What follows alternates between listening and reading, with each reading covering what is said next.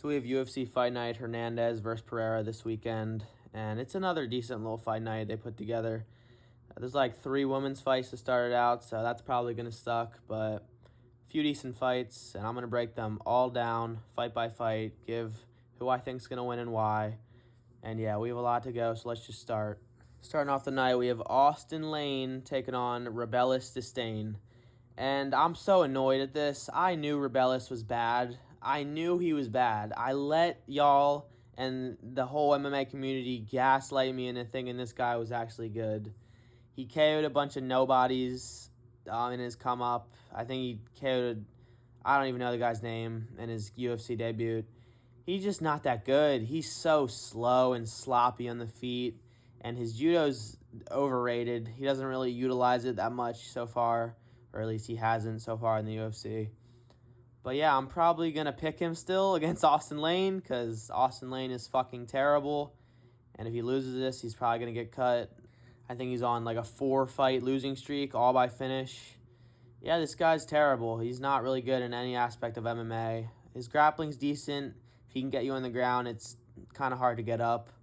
But Rebellis is not that bad of a grappler to where anyone can just bitch him around. So I'm going to believe Rebellis can get this one back after losing to Ortez Acosta, or whatever that guy's name is. Such an embarrassing fraud check.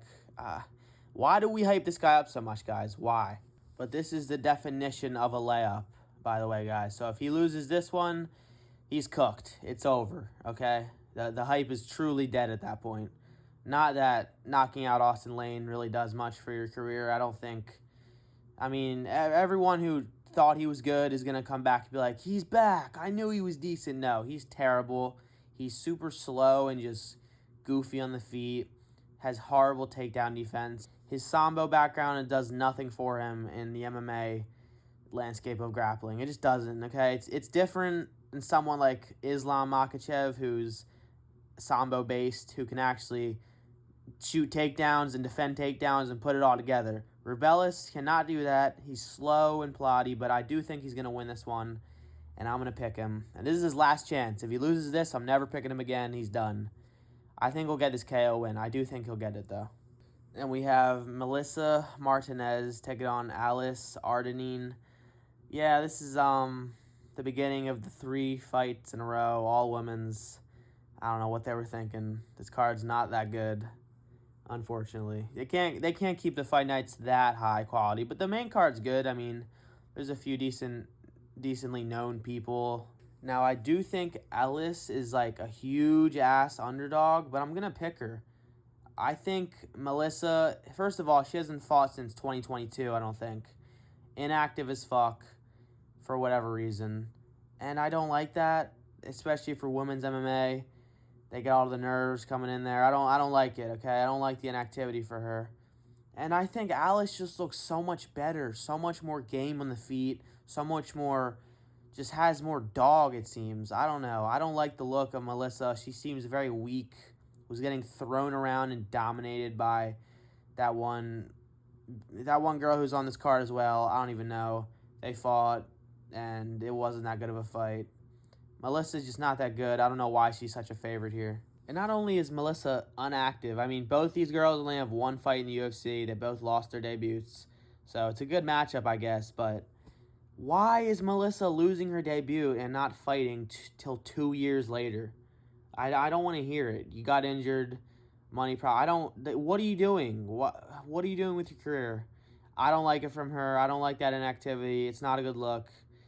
So yeah, I'm going to go Alice, and she looks pretty good on the feet. I think she'll probably maybe knock her out. Melissa seems pretty chinny. Got dropped really badly by that one girl. Again, I don't know her name, but she fought her. She's on this card, and she's terrible. So I don't think it's a good look. I think Alice is going to probably finish her or dominant decision. Then we have Jessica Penny taking on Ellis Reed. That's her name, Ellis Reed, okay? She fought Melissa, and I think she beat her. Yeah, pretty dominantly. And she's bad. I watched a few of her other fights. She's bad, guys. She just stands in front of you, basically in the void with her hands down at her side, just jumping left to right. Like Connor said, just wasting energy. Look at you. whip it up and down. Fuck out of here. You're bad, okay? Stop doing the karate Connor stance. It don't work. I just think she looks really slow and she has no power on the feet. Super plotty.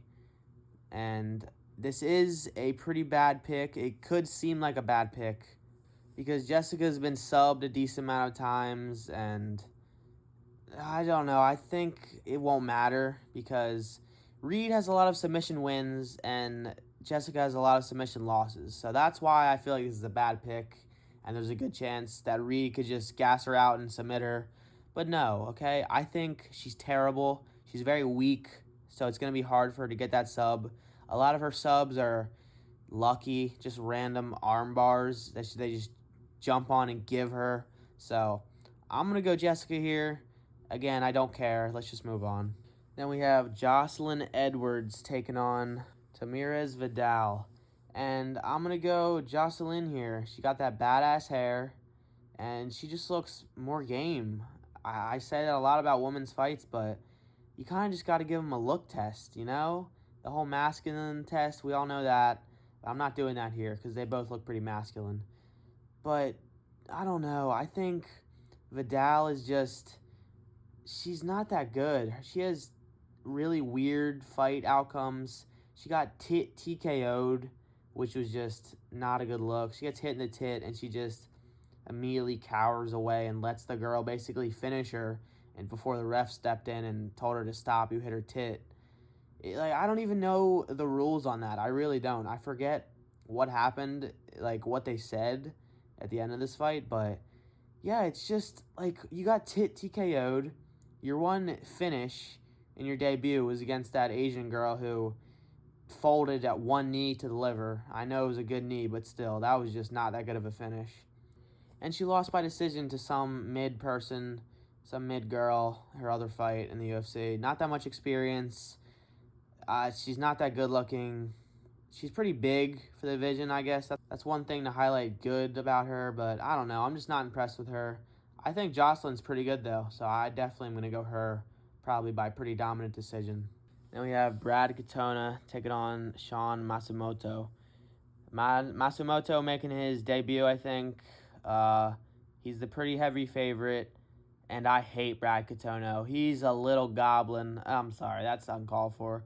But he is. He's so stubby and shit. I'm just unimpressed with him every fight. He can't finish anyone. His grappling's boring as fuck, and he just controls people when he does get successful takedowns. He's not fun to watch. He's bad, and he's not good for the sport. I think he got cut and made his way back to the UFC. So good for him. That's impressive to do. I like when people do that.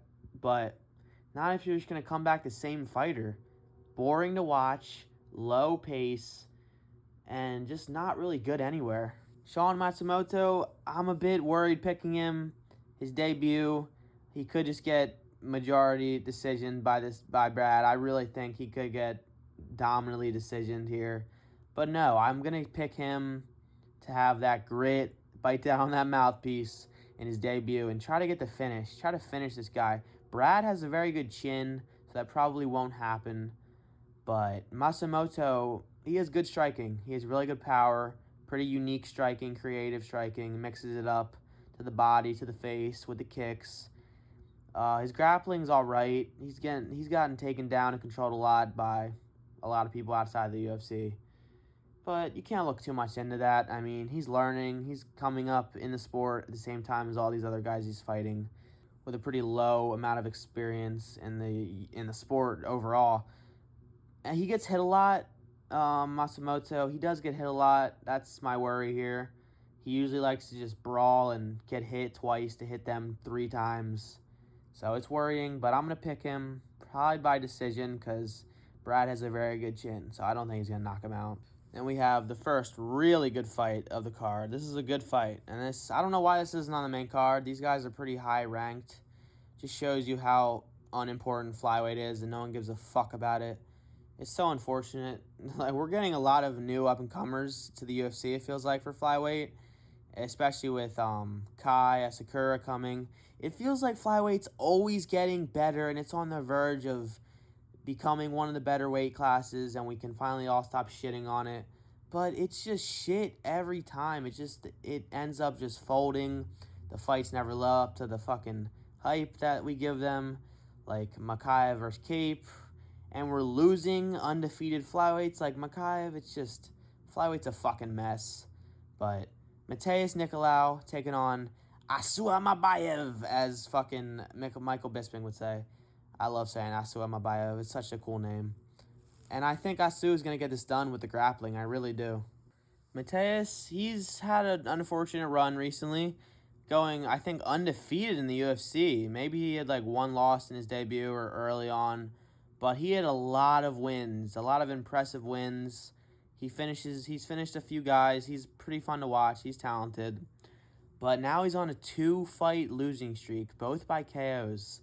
And that Alex Perez KO, that was bad. Like, that was the most random, you just got fucking chin checked and just exposed for having a terrible chin, it felt like. That was bad. I really don't like that. So I have to pick Asamabayev here. I also don't think Mateus is that good of a grappler. He's pretty frail at sometimes, it seems, against certain people who have that shorter, stockier, more jacked build, exactly like Asu has. And I think he's going to make this look easy. I really do, guys. Unless he gets knocked out, that's the only way I can see him losing. I think he'll get this done. He's very good. He's definitely going to be a title contender very soon. Not that he's like that personality-filled or that entertaining of a fighter, but, I mean, he's good at least. It's better than some of the other flyweights. Jesus Christ. Starting with the main card with Darren Elkins taking on Daniel Pineda.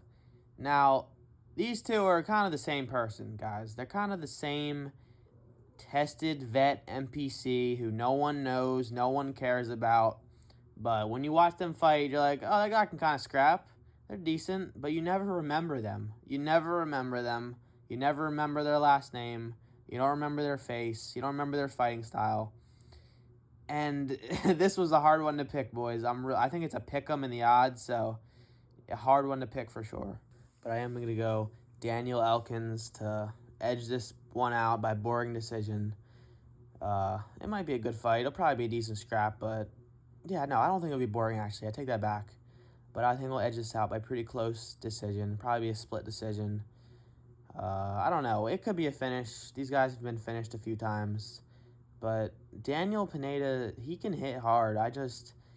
He gets hit so much. It's hard to call any of these guys really good, so I'm going to go Elkins. I just think he's slightly better, has a slightly few better wins. Honestly, I don't think Daniel Pineda has won many fights in the past 3 or 4 years. I think he has like one win in the past 4 years. So not a good look. Definitely going to go Darren Elkins here. Then we have Brady Houston taking on Jake Hadley. I know both these guys, both pretty good. I am going to go Jake Hadley, though. I just think his striking is a bit better. I think Brady's a bit chinny. He leaves his neck, his chin, just leaning back kind of like Volk does in the air a lot. I don't like that. Yeah, I think Jake could get this knockout, honestly. Jake's pretty good. He has a pretty good level of competition throughout his UFC career so far. And yeah, unless Brady can implement the grappling, implement the takedowns, control time, I see Jake getting this done pretty dominantly. Then we have another little decent flyweight fight. Charles Johnson coming off the best performance of his life, knocking out Joshua Van, taking on Su Mudadri. I don't know. But I'm going to go Charles Johnson, and that's probably just bias from his very good performance, his only knockout in the UFC against Joshua Van. But that's an impressive win, and he's been looking really good recently. He has impressive wins in the UFC. He has really good composure, and he's funny on Twitter. I like him. I mean, I don't have Twitter anymore. I'll miss your funny little goose, bro, but yeah, he's funny. That has nothing to do with the pick, but I just like him more, and I don't really know who this other guy is. I'm going to be real, guys. But no, I did watch the other guys fight. He's a bit bad in the grappling. Not that I think Charles is good at grappling, but I think he'll get this done by decision. I think there's will be a lot of decisions on this card. There's just not a lot of potential for knockouts, it feels like. Then we have Rob Font taking on Kyler Phillips in the co-main event. A very good co-main event for this card, I guess. Rob Font. He's game. He's good. Pretty boring at times. I remember that Song Yadong fight. That was so fucking boring. That was like one of the first fights I've watched of this guy and actually knew who he was while watching it. Yeah, not that impressed with that performance. What happened to Song Yadong, by the way? Like, him and Jan, come on, y'all fought and your both just gonna be inactive? What y'all doing? But I'm gonna go Kyler Phillips here. I really like Kyler Phillips. He's super fun to watch. Only has like 1 loss in the UFC. Has like 10 wins. When's this guy gonna get a title shot? Jesus Christ. Give it to him after this. Fuck it. Nah. But he's good. He's really good. Really good, unique striker. Mixes it up. And I don't think he's that bad of a grappler either. He can hang in the grappling, so I don't think Rob Font's going to be able to do much unless he knocks him out flukily like he did Adrian Yanez. Yeah, that's like his one fluky, crazy knockout win that got him a lot of hype. But, yeah, I'm going to go Kyler Phillips. I think he's just slightly better everywhere, honestly. And he's very good. I think he'll do great things with this division. Moving on to the main event. This is a good one. I really like this fight's crazy. It's supposed to be on the Sphere, and then they moved it because they needed a fight card main event to save it, I guess. I don't blame them for that, but the Sphere kind of sucked, so maybe it wasn't the best idea. But I'm going to go.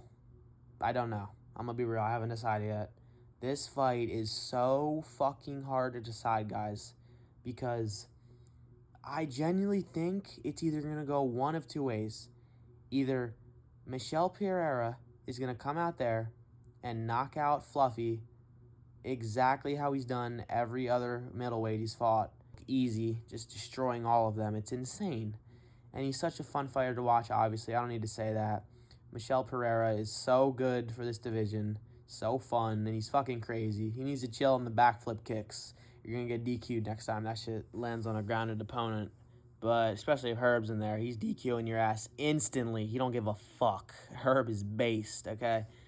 So yeah, this fight either goes Michel absolutely finishing him brutally in the beginning, or I think Fluffy's going to drown him in 1 to 2 rounds and sub him, or just TKO him. I think that's what happens. I think that's why it's so hard to pick, because I think there's a huge opportunity for each of these things to happen. Fluffy's only been finished like once, and it was from Kevin Holland. Not the best look. So it's not like he's chinny or anything. But I don't know, man. I think I'm going to have to go with Michel, especially because he's the slight underdog here. It's just like, I can't pass that up. I don't actually know how he's the underdog. I was very surprised by that. I thought Fluffy would definitely be a big underdog. He always usually is, I thought, but I guess subbing Kopylov kind of put his name on the map, which that felt like it was so long ago, guys. Why does that feel like it was so long ago? I don't know. He's not inactive, I guess, but maybe he had an injury. I don't know. Maybe it just wasn't that long ago. So, yeah, I'm going to go Michel Pereira. I'm going to go Michel Pereira because I think Fluffy is just undersized here, and God, I want to pick. I believe in Fluffy. I like him so much. Anthony Hernandez is so underrated still, and he could be champion. Give him 2 or 3 more good wins, and obviously including him finishing Michel Pereira. He's at a title shot. He's not that far away. But Anthony does just find ways to win fights. He really does. He finds ways to win. He kind of just loses a lot of the way towards the end of the fight. And then he just drowns you. He never gasses. He will never gas. He will keep going. He'll land pitter-pat shots to get that takedown, get you down, get your back, sub you, or he'll TKO you. He has really good hands, underrated hands, actually. Pretty good power for his size, especially his stature with his physique is just, it's like he's skinny fat. I don't know. Like, how is he not jacked? Come on, bro. Get a little more in shape, and then you're really going to be champ. Nah, it clearly works for him. The fluffy physique is fluffy for a reason. But yeah, I'm going to go Michel Pereira. It's a hard pick, but I think it's the safer option, even if he's the underdog. I think it's the safer option. I just think there's a good chance he completely destroys him in the first round. I do. But if it doesn't happen, I do think Fluffy's going to drown him in 1 or 2 rounds. Obviously, if it goes 5 rounds, it's not going 5 rounds. Okay, this fight is fire. It's guaranteed to end in finish, I think. But yeah, that's the whole card, guys. Kind of did this rushed. I mean, I took my time with the picks, but to actually record this, I definitely rushed it. But I hope you all enjoyed it. Decent card. I mean, a few decent scraps, a few pretty terrible fights also. But yeah, that's it. I'll see you guys in the next one.